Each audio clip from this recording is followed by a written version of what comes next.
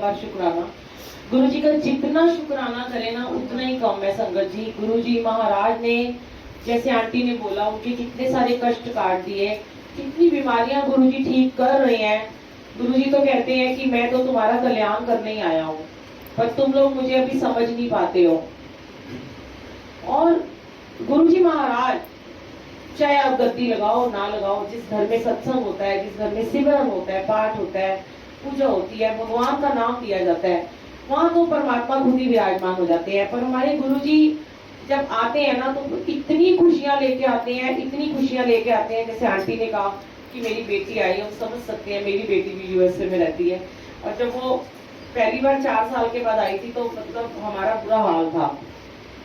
शादी के बाद जब आई थी, मैं हो आई थी पर घर वाले नहीं मिले थे।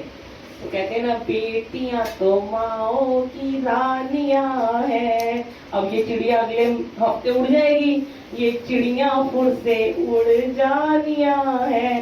बेटियां तो पराया धन होती है, कहते पराया धन होती है पर सबसे ज्यादा अपना धन होती है। वो पराये तो बेटे हो जाते हैं, बेटियां बहुत साथ निभाती हैं। गुरु जी महाराज बेटियों को बहुत प्यार करते हैं, करते आए हैं। गुरु जी ने बेटियों के ऊपर इतने सत्संग करे हैं संगत जी, इतने सत्संग करे हैं। जब गुरु जी के टाइम पे गुरु जी की बेटियां गुरु जी से कुछ मांगने के लिए जाती थी, तो पता है आपको, गुरु जी एक बाप की तरह, एक पिता की तरह उनको समझाते थे कि अब मैं तुम्हारी शादी, तुम बार बार रोते हो, मेरी शादी कर दो, मेरी शादी कर दो, मम्मियां रोती हैं। तो गुरु जी कहते हैं कि मैं तुम्हारे जब वक्त आएगा तो मैं तुम्हारी शादी कर दूंगा। लेकिन कई बार ना क्या होता है, मुझे नहीं पता हम क्यों गुरु जी, मैं अभी सोच रही थी कि ये होगा, ऐसा सत्संग करूंगी, ये करूंगी, वो करूंगी, पर गुरु जी अचानक से क्या बुलवाते हैं वो उनकी मर्जी होती है। वो जब सेवा पे आके बैठ जाते हैं ना, वो उनके हुक्म से ही हमारी वाणी निकलती है, उनके हुक्म से ही हमारे मुंह से जय गुरु जी निकलता है, उनके हुक्म से ही हम यहाँ पे तक आ पाते हैं, या कोई सेवा कर पाते हैं, या कोई सत्संग में बैठ के लंगर प्रसाद, चाय प्रसाद पी पाते हैं। हमारी मर्जी कुछ नहीं है, हम कुछ भी सोचें, प्लानिंग हमारी होती है, लेकिन मर्जी सिर्फ गुरु जी की होती है। तो गुरु जी महाराज ने जब बेटियों को बोला कि तुम्हारा वक्त नहीं आया, पर मम्मियों ने जिद करी कि नहीं मुझे तो इसकी शादी करनी है, तो गुरु जी कर देते हैं, जबरदस्ती भी प्यार करते हैं अपनी संगत को बहुत ज्यादा। लेकिन कभी कभी गुरु जी को पता होता है कि इसके जीवन में कोई ना कोई दुख सुख लिखा हुआ है, तो वो फिर हमें जब दुख आता है तो फिर हम समझ नहीं उस समय पाते हैं। पर गुरु जी अगर हमें वेट कराते हैं ना किसी भी चीज के लिए, तो हमें करनी चाहिए। अब किसी के बेबी नहीं होते हैं, बहुत लोग बोल देते हैं आंटी हमारी अरदास कर दो, ये कर दो, वो कर दो। हम अपने लिए इतनी अरदासें नहीं कर पाते हैं, दूसरों के लिए हम क्या करेंगे। और किसी के लिए अरदास करने का मतलब है आप उसके हिस्से की दवाई खा रहे हो। आपको अरदास करनी रहे, आप तो आराम से सो रहे हो, सुबह आराम से सो के उठ रहे हो, कहते हो मेरी नींद नहीं खुलती। अब पता है बुलबुल आंटी तो रोज अमृत वेला करती है, चलो इसको ही कह देती है, ये तो इसका तो काम है, ये तो वेली है, इन्हें तो कोई काम नहीं है, 3 बजे उठ जाती है, हमारे लिए अरदास कर देती। तो गुरु जी ऐसे ना बोलते हैं, हमारे भी तो उन्होंने कर्म कितने सालों में जाके काटे हैं, कितने सालों में क्या क्या दर्दें थी, क्या क्या बीमारियां थी, क्या क्या हमारे जीवन में कष्ट थे, वो हमसे गुरु जी ने कभी शेयर नहीं कराए। गुरु जी ने कहा तूने अपने दुख कभी शेयर नहीं करने। और अगर हम गुरु जी को मानते हुए भी अगर अपने दुख शेयर करते हैं ना, तो गुरु जी कहते हैं कि मैं तो तुम्हारे लिए इतना कर रहा हूं बच्चों, पर तुम आज भी अपने दुख ही शेयर करते हो। तो जब हमें अगर गुरु ने सेवा बख्शी है सत्संग शेयर करने की, हम वहां खड़े होके ना, हमें जिस डॉक्टर ने ठीक किया या जो हमारा टीचर है, हमारा प्रिंसिपल है, हमें उसकी बड़ाई करनी है हमेशा। हमें अगर हमारे प्रिंसिपल ने हमारे को 100 में से कभी 10 नंबर भी दे दिए ना, कट गए सारे नंबर, तो भी हमने स्कूल कॉलेज की तरह ये कभी नहीं कहना हमारा पेपर रीचेक कर लो, नहीं हमने तो अच्छा पेपर दिया था, हमारे नंबर यहाँ पे क्यों कम आए हैं। वो मालिक की अपनी मर्जी होती है, लेकिन वो तभी होता है कि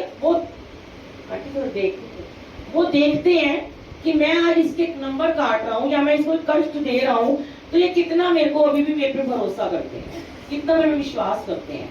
तो महाराज उस समय में चेकिंग कर रहे होते हैं। अब आपको जो डॉक्टर की दवाई से आप ठीक हो रहे हो, आपको डॉक्टर कह रहा है ये वाली दवाई खा लो, ये इतना पाठ कर लो, इतने में सेवा कर लो, ना भी करो पर घर की सेवा कर लो, चलो घर में बुजुर्गों की सेवा कर लो, पर वो भी नहीं हम करते, उनको छोड़ छोड़ के भागते रहते हैं बाहर। हम इतने भटकन में हैं, इतने भटकते हैं कि मैं आज सत्संग में देख रही थी कि दुनिया में तो हम भटक ही रहे थे, पर हम सत्संग में भी टिक के नहीं बैठते हैं। क्या हो गया जो गर्मी है? क्या हो गया जो आप एसी में नहीं बैठे हो? क्या हो गया? सोचो कि अगर लाइट भी चली जाएगी, कल हमारे यहाँ परसों महासमाधि का 24 घंटे का निरंतर जाप गुरुजी ने कराया, अखंड जाप। पूरे दिन में 200 संगत आई, आते रहे जाते रहे, आते रहे जाते रहे। 3 एसी है घर में, गुरुजी के कमरे में हमेशा एसी सही चलता है, और इतनी सफोकेशन थी संगत जी कि तीनों एसी बंद हो गए। अब हम निचोड़ रहे थे सारे के सारे पसीने में, और जो मंत्र जाप वो हमने गुरु जी के लिए रखा था कि हम गुरु को क्या दे सकते हैं, गुरु हमें इतना देते हैं। तो मन में गुरु जी ने बहुत दिनों से थॉट डाला था कि हम ये जाप अपने लिए नहीं करेंगे, हम गुरु जी को अर्पण करेंगे। अब गुरु जी ने ये परीक्षा ली। मंदिर वाला जो हमारा बड़ा वाला कमरा है वो हमेशा ठंडा रहता है, वहाँ पे बहुत एनर्जी है, वहाँ पे बहुत पूजा पाठ होती है। तो वहाँ पे बड़ा वाला शिवलिंग भी है, और आपको पता है जहाँ बहुत बड़ा शिवलिंग होता है वहाँ बहुत एनर्जी वाइब्रेट होती है, तो वो गर्म हो जाता है कमरा। बहुत गर्मी होगी एकदम से। अब अपने ही सेवादार कुछ संगत उठ उठ के ड्राइंग रूम में आ रहे थे। क्यों आ रहे हो भाई? बड़ी गर्मी है, एसी नहीं चल रहा। अब गुरु वहां बैठा है, तुम उसको छोड़ के भाग रहे हो इधर उधर। गुरु कह रहे मैं आया तुम्हें तारने आया। चलो माना ही यहाँ गुरुजी बैठे हैं, अब उन कमरों में गुरुजी नहीं बैठे हैं। एक कमरे में एसी चल रहा है ना, इधर लेफ्ट वाले में तो नहीं चल रहा, वो भी तो बैठी है संगत, चिपक चिपक के बैठी है ना। सामने वाला घर खुलवाया गुरुजी ने। देखो ये सारी लीला गुरुजी ने रची। रितिका आंटी ने कहा ऊपर लेके जाएंगे, संगत ज्यादा आएगी। पहली बात तो संगत बुलाने वाले हम कोई नहीं होते, गुरुजी होते हैं। लेकिन फिर भी प्रैक्टिकल होके मैं एक बात आपको कहती हूँ कि जितनी जगह होती है ना उतनी संगत को बुलाया करो। बुलाने वाले गुरुजी, क्योंकि होता क्या है कि गुरुजी कहते हैं मैं संगत में बसता हूँ। अब हम एक भी संगत को दुख नहीं दे सकते। हमारी एक भी संगत बिना जल प्रसाद, बिना चाय, बिना आराम से बैठ के वो खाएगी, गर्मी नहीं उसको लगनी चाहिए। हमें यही सिखाया ना गुरुजी ने, सारी संगत का ध्यान रखना है। अब बेचारे जो सीढ़ियां चढ़ के दूसरी मंजिल आए थे, पहले उनके भी क्या कर्म काटे। वो हाफते हाफते आए, आंटी ने 5 मिनट के लिए उनको ऊपर भिजवा दिया। मैंने कहा आंटी सामने वाला दरवाजा खुलवा दो, कहते नहीं वो नहीं खोलेंगे। मैंने कहा मैं खुलवाती हूँ, कोशिश तो करके देख लें। बैले बजाते रहे, किसी ने दरवाजा नहीं खोला। एक छोटा से अंकल थे, वो कहीं नीचे गए हुए थे।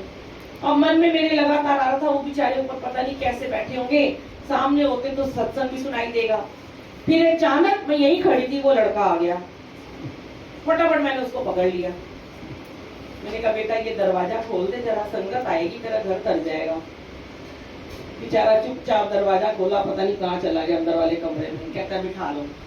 सारी संगत को 10 मिनट बाद ऊपर से गुरुजी ने बुलाया। जिनके पैरों में दर्द थी, जो तीसरी मंजिल चढ़वाया, उनको पता नहीं उनका कौन सा आज कर्म काटा। फिर वहां बिठाया। हो सकता है ऊपर एसी भी लगाओ, हो सकता है पंखा चल रहा है, गर्मी कम थी, हो सकता है सामने गर्मी बहुत ज्यादा थी, हो सकता नहीं है वहां बहुत सफोकेशन थी। अब एक आंटी कह रही है मेरा दिल घबरा रहा है, दूसरी कह रही है मेरा दिल घबरा रहा है। मैंने एक ही बात बोली, शुक्र करो ये पंखा तो चल रहा है। मैनू दाता सब कोई दिता, क्यों ना शुक्र मनावा। कई पैरों तो नंगे फिरदे, सरते लपन थावा। सोचो जब हम निकलते हैं ना, गार्ड्स बैठे होते हैं कुर्सी के ऊपर, घरों में ऊपर सत्संग सुन रहा होता है, उसकी ड्यूटी है वो कर रहा है। आपकी ड्यूटी आपको कहाँ बिठाया गया है? आप कितना भागोगे, दुनिया से भागे और गुरु की शरण में आए, और फिर गुरु की शरण में आए, फिर भगमंग मची हुई है। यहाँ भाग लूं, वहां भाग लूं, यहाँ भाग लूं, वहां भाग लूं। अपनी जगह कभी ना छोड़ा करो। जहां सेवादार ने आपको बिठा दिया, आपको आखिरी समय लंगर प्रसाद खाने तक वहीं बैठ के वो ब्लेसिंग लेनी होती है। क्योंकि गुरु जी आपके आने से पहले ध्यान में बैठ जाते हैं। संगत जी याद रखना, हम लोग तो फिर नाशुक्रे हैं, हम और आप जो देर से भी आते हैं और फिर सोचते हैं आगे बैठने का मौका क्यों नहीं मिला, और फिर इधर उधर होते रहते हैं। थोड़ा इधर हो जाऊं, चलो अब बीच में बैठे हैं, अब जरा सा कोई आंटी उठ के गई, फटाफट टेक लगा ली। उसको क्या ब्लेसिंग आज गुरु जी देना भी चाहते थे कि नहीं देना चाहते थे? आपको बिना सहारे के आज वो ब्लेसिंग देना चाहते थे। आपकी कोई स्लिप डिस्क, आपका आने वाला कोई कष्ट, आपकी कोई बैकबोन टूट जाती, रीढ़ की हड्डी टूट जाती, वो उसको ठीक करा रहे थे। आपने फिर वही का वही ढाक के 3 बार।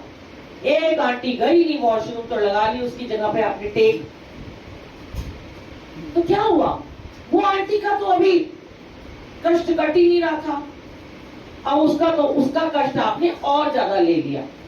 और उसकी जगह पे जब आप बैठ गए, उसकी जगह बैठ गए, वो आपकी जगह बैठ गई। आपके आज पता नहीं कितने ही कर्म कट जाने थे, पर आपके बदले उनके कर्म कट गए। आज आप फिर आते रहो, जाते रहो, आते रहो। बोलो मैं रोज सत्संग में जाती हूँ, मैं तो रोज जाने वाली हूँ, मैं तो बड़े मंदिर में सेवा करता हूँ, मैं तो ये करता हूँ, मैं तो ये करता हूँ, मैं सेवा करता हूँ, सिमरन करता हूँ।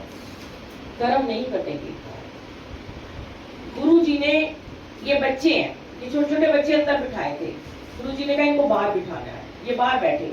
मुझे पता है कि बच्चे नहीं बैठते, शरारतें करते हैं। पता नहीं आज इनका क्या ठीक किया उन्होंने, ये 2-2 घंटे इनको ऐसे चिपक के बिठा दिया है। मैं सर पे खड़ी हूँ, ये बेचारे ना हिल पा रहे ना बोल पा रहे। ये अंदर होते तो पता नहीं क्या क्या करते। इनके आने वाला कितने साल के बाद का उन्होंने सुधार दिया आपका, आपको पता ही नहीं है। वो अंतर्यामी है, वो जानते हैं 25 साल बाद हमारे जीवन में क्या घटित होने वाला है। वो उसको आपको सत्संग में बिठा के ठीक करते हैं, पर हम नहीं समझते हैं क्योंकि हम इफ एंड बट में आज भी बहुत ज्यादा पड़े हुए हैं। हमें लगता है नहीं हम सही हैं। हमारा क्या है? अब मैं जो दिन भर मैं एसी में रहती हूँ, पर जो हमारे घर में जब सत्संग था, जो परसों का हाल था, मेरे को भी वॉमिट आ रही थी। मेरा इतना माइग्रेन हो गया था जो मेरे पिछले टाइम से नहीं हुआ था। नहीं है क्योंकि फिर गुरुजी मुझे याद दिलाते हैं कि शुक्र कर आज तुझे मैंने एसी वाले घर में भेजा। याद कर पिछले हफ्ते तुझे एक गांव में भेजा था जहाँ तो पंखा भी नहीं था। हम भाग जाते हैं सेवादार के गुरुजी को छोड़ के, तो वहां भी गद्दी लगाते हैं। हमें हुक्म हुआ, सेवा का हुक्म हुआ, हम वहां जाते हैं। कई बार ऐसे ऐसे गांव में भेजा जहाँ पे ऐसे गुरुजी को पंखा जल रहे होते हैं हम, और खुद को भी जल रहे होते हैं, ना पंखा ना कूलर ना कुछ।